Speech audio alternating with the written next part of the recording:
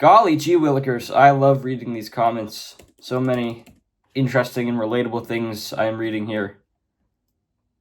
What the hell is that?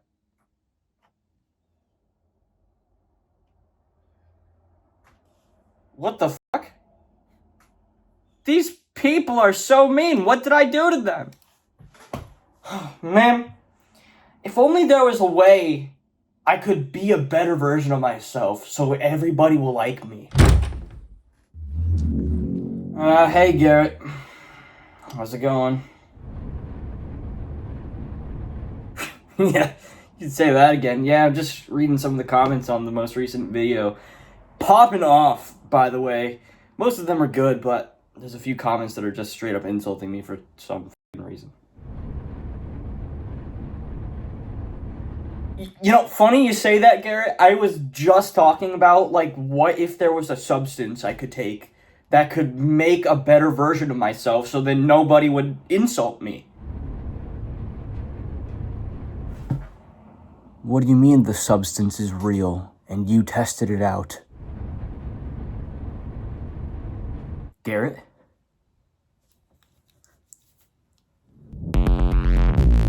You're not Garrett. You're a monster! Boom!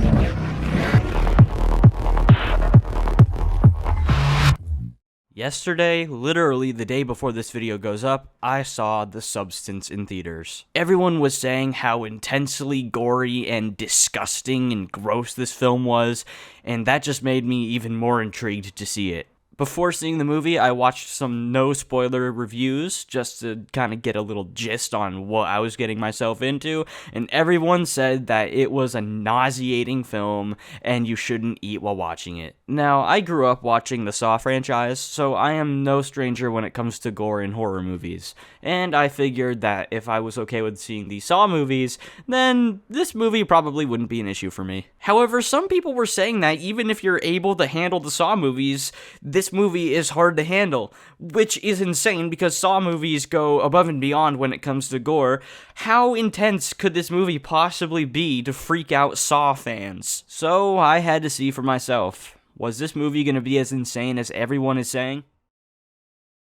I'm going to start off with no spoilers, and then I'm going to get into spoilers, and I'll let you know when that time comes. The premise of this movie, with no spoilers, is about an aging actress who loses her job because she's getting older, and she finds this substance off the black market, and when she uses it, it will create a younger, better version of herself. Literally create a younger, better version of herself. She doesn't become a younger version of herself, she literally goes through mitosis. The two don't share the same conscience, but they are the same person. They are one, and they must keep a scheduled balance in order for this to work. They have to switch positions every 7 days, otherwise things will go bad, and I'm sure you can guess what road this goes down. So, cutting right to the chase, was this movie as insane and disgusting as everyone was saying it was? Kinda. It's absolutely insane, but I didn't really have a problem with the gore. I went into this movie with the mindset of someone who's interested in the filmmaking process, so whenever a gory scene would happen on the screen or some gross noises were happening, I was picturing how they were making that behind the scenes. And it's a very well-made movie. The sound design, the practical effects, the gore, the writing, the acting, everything looks and sounds phenomenal. It gets pretty uncomfortable at times, but there wasn't really any point during the movie where I felt the need to look away from the screen due to being grossed out by anything. As a matter of fact, I didn't want to stop looking at the screen. My eyes were glued to what was happening because of how crazy it was. That's one of the things that I kept seeing a lot in the no-spoiler reviews, was that they had to keep looking away from the screen because it was so gross. And I didn't have that issue, and I'm not just saying that to be like, oh, I can handle anything. I genuinely didn't have an issue with any of the gore in this movie because I'm so used to seeing it in other horror movies. It's very well done gore, though, and I can definitely see how it would make someone who is easily queasy when it comes to this type of stuff feel nauseous during it. That being said, even though I had no issue with keeping my eyes on the screen, it's insane. It gets absolutely just off the wall bonkers. I don't know how else to describe it. I've never seen anything like this in a horror movie or movie alone. It is a very unique and original horror movie, which is awesome to see in 2024 when everything has already been done 1,000 times. This is something that I don't think has been done before, unless there's something I haven't seen yet. But it does take influence from other movies like The Fly, Basket Case. I think there's some Shining references in there too, a little bit. I guess you could say it follows the clone trope a little bit, where they get jealous and then things go awry. But even then, it does it so differently. If you go into this movie not knowing anything about it other than the fact that it's going to be gory, you will be very surprised at how that trope is done. I am going to get into spoilers now, because it's a little hard to explain how WTF this movie is without spoiling some things. So if you're planning on seeing this movie, click away, go into this movie blind. Trust me, it is something to see. If you're queasy and can't handle gore very well and you don't plan on seeing the movie, stick around. I'll explain some things to you. And I'm not going to go through the entire movie and break it down scene by scene. I'm not that type of channel. So if you're new here, hi, I'm not a movie reviewer. I just make videos about scary stuff. And this movie was intriguing enough for me to want to make a video about. Anyway, the movie opens up with someone injecting the substance into an egg yolk. It goes through mitosis and spawns another egg yolk. That is basically what happens to Elizabeth in this movie. When she uses the substance, she literally goes through mitosis and gives birth to a younger version of herself out of her back. Her back rips open and a clone of herself pops out. There's a lot of nudity and butt shots in this movie in a non-sexual way. It's just showing the beauty of their bodies, or I guess you could say the ugliness of their bodies, for later on in the movie, which you'll understand what I'm talking about in a moment. Anyway, when Elizabeth 2, she calls herself Sue, pops out of Elizabeth's back, she vomits and then has to sew up Elizabeth's back with wire that came with the substance kit. There is quite a bit of vomiting in this movie, which I actually have a phobia of. I have emetophobia, fear of vomiting, getting sick, that type of stuff. In movies, I don't have an issue with it most of the time because I know it's fake, and that is the same case for this movie. The vomit is like a neon green type of unrealistic substance, so if you have emetophobia, it might be an issue for you, but for me it wasn't. The vomiting is definitely one of the least gross things in this movie. As I mentioned earlier, the two have to maintain or the one, because it's technically one person, but they have to maintain a balance of switching every 7 days, feeding each other with these IVs. And there's also a neutralizer that her other self has to use by getting spinal fluid from Elizabeth's back and then injecting it into herself. And it helps keep her alive. There are a lot of needle shots in this movie and close-ups of the needle going into the skin. So if you're not a fan of needles, you are going to be covering your eyes a lot during this movie. Sue ends up disrespecting the balance because of how much she loves her life, and she wants to stay conscious longer than 7 days at a time. So while Elizabeth is unconscious in a secret room in the bathroom that Sue ended up building, she takes Elizabeth's spinal fluid, stores them in mason jars, so she has enough to inject herself with the neutralizer, and that lasts her like 3 months. So while Elizabeth is unconscious in the bathroom, her younger other self, Sue, is out living her life for 3 months. But the inevitable comes when Sue runs out of Elizabeth's spinal fluid for the stabilizer, and then we see the monster, or the quote-unquote monster that Elizabeth has become. She aged really quickly. You can see her bones through her skin. She has a hunchback. She looks like Mr. Six from Six Flags a little bit, but older and more hunched over. And then Sue very brutally murders Elizabeth by smashing her face into the bathroom mirror and repeatedly kicking her around. It's a bloodfest. And would you believe me if I told you that this scene wasn't even the bloodiest part of the movie? That comes later. Sue has plans to do the New Year's show, and after brutally murdering Elizabeth, she heads over to her studio.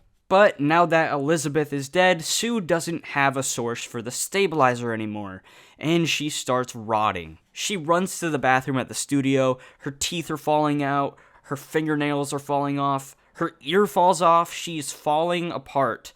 So, she gets the idea to go back to her penthouse and use the substance once again. But one of the most important rules of the substance is that you can only use the activator one time. Since she's already the other version of Elizabeth, when she uses the substance again, instead of going through mitosis and creating a prettier version of herself, it creates a hideous monster. We get another back birth scene, if that's what you want to call it, and we see this version of Elizabeth, or Sue, with body parts all in the wrong spots, and it's just this abomination. But she's not giving up. She thinks she's beautiful. The show must go on. She takes a picture of Elizabeth's face off the wall, cuts it out, puts it over her own face, puts makeup on, puts a dress on. She takes these earrings and like stabs them into the gushy, deformed flesh on her face. And then this part's kind of a little funny. She has like one strand of hair left, and she takes a hair straightener and tries straightening that one strand. It was this whole part was just kind of a little funny, but also sad and disturbing, because we watched this beautiful woman destroy herself because she wasn't satisfied with the way she looked. And then she makes her way back to the studio, and she gets on stage, and she's ready to perform. And then everyone freaks out and literally tries to kill her. That's what happens. A lot of people were saying that the last 20 to 30 minutes were the most insane and disgusting, and they were feeling nauseated at this point. And that wasn't the case for me. I kind of found the last 20 to 30 minutes to just be absurd and a little comedic. When she walked out on stage, the music from 2001 Space Odyssey was playing, and it was like this dramatic build-up, and then when the spotlight is finally shown on her, the audience is just quiet for a few seconds. Then they all start yelling and beating her up.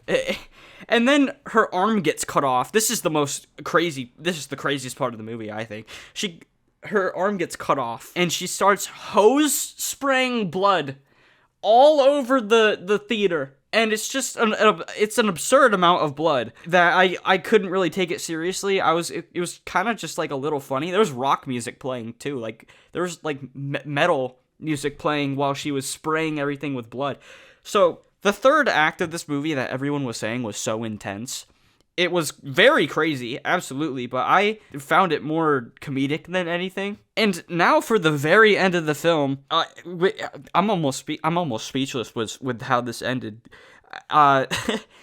She walks out of the theater after spraying everything with blood, and she collapses on the Hollywood Boulevard sidewalk with the famous Star Walk, and she basically explodes into a bunch of fleshy pieces. Chunks of flesh are just scattered all over the sidewalk, just a big pile of blood. And then you see her face emerge out of the pile of flesh, and she looks like an octopus with Elizabeth's face on it, a fleshy octopus, and she starts crawling. She looks like an octopus walking on a sidewalk. She starts crawling to her star on the sidewalk. She looks up at the stars, and she gets flashbacks of her fame. And then she dissolves into a puddle of blood. And then the sidewalk cleaner comes by and cleans it up. And then the final shot of the movie is of her Hollywood star. This movie was insane. I didn't really care for the ending just because of how silly it was, but it was definitely something to see. As awesome as everything about this film was visually, it also had good writing. The characters were great. The message was great.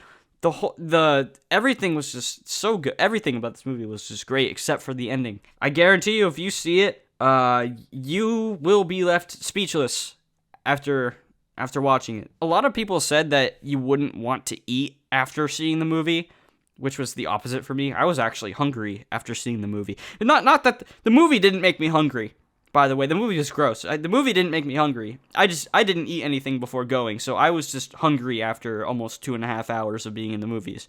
So We went to Applebee's after that. I'm not a movie reviewer, but I highly recommend you see this movie, especially in theaters. This movie is definitely something to see in theaters. If you're squeamish, maybe wait for it to come out at home so then you can like fast forward or pause through certain moments. But if you're able to make it through Saw movies, I think you'll be perfectly fine with this. That being said, if you've seen this movie, let me know what you think of it. I think it was really good. I didn't really care for the ending. I think the ending could have probably done without the blood hose scene.